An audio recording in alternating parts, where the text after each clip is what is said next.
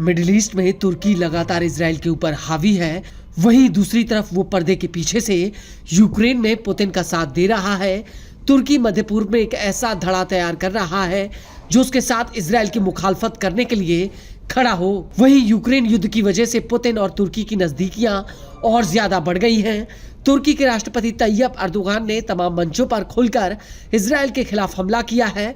Israel को लेकर तुर्की के तल्ख तेवरों के पीछे रूस के राष्ट्रपति पुतिन का हाथ माना जा रहा है, जो बैकडोर से खलीफा के साथ खड़े हुए हैं।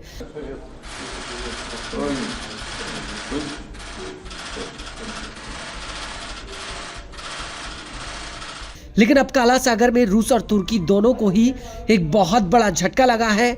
दरअसल काला सागर में तुर्की की चौखट के करीब रूस के 2 मुखौटा ऑयल टैंकरों पर किसी ने जमकर बारूद बरसाया है, जिसकी वजह से ये दोनों ही ऑयल टैंकर आग का गोला बन गए। तुर्की ने इस हमले की जानकारी दी है।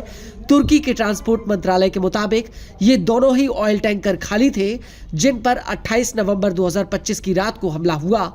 इसके बाद 29 नवंबर 2025 की सुबह फिर से किसी अनजान समुद्री ड्रोन ने इन जहाजों पर हमला कर दिया, जिसकी वजह से ऑयल टैंकरों में जोरदार धमाके हुए।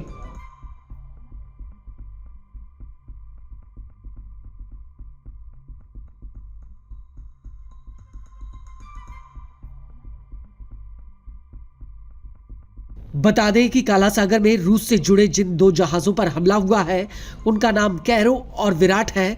इनमें से एक जहाज पर गैम्बियन का झंडा लगा था। तुर्की की ट्रांसपोर्ट मिनिस्ट्री के मुताबिक हमले के तुरंत बाद जहाजों के चालक दल को सुरक्षित बचा लिया गया।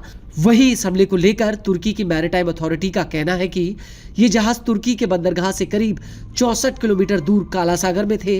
इनमें पहला जहाज कैरो था, जिस पर 25 क्रू मेंबर सवार थे।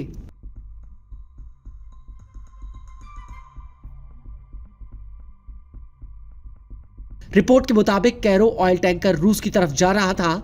तुर्की के कोकेली प्रांत से करीब 45 किलोमीटर की दूरी पर इसमें आग लग गई। वहीं दूसरे जहाज विराट पर काला सागर के पश्चिम इलाके में हमला हुआ। बता दें कि इन दोनों ही जहाजों पर अमेरिका और यूरोपीय यूनियन ने प्रतिबंध लगाया हुआ है।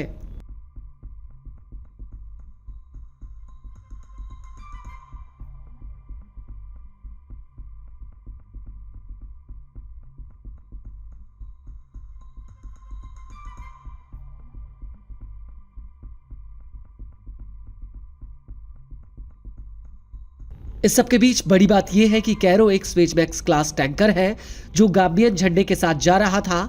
इस जहाज का प्रबंधन अलाफिया ट्रेडिंग लिमिटेड कंपनी करती है, जो चीन के संघाई में पंजीकृत है। ब्लूमबर्ग की रिपोर्ट के मुताबिक कैरो भारत से वापस लौट रहा था और रूसी बंदरगाह की तरफ बढ़ रहा था।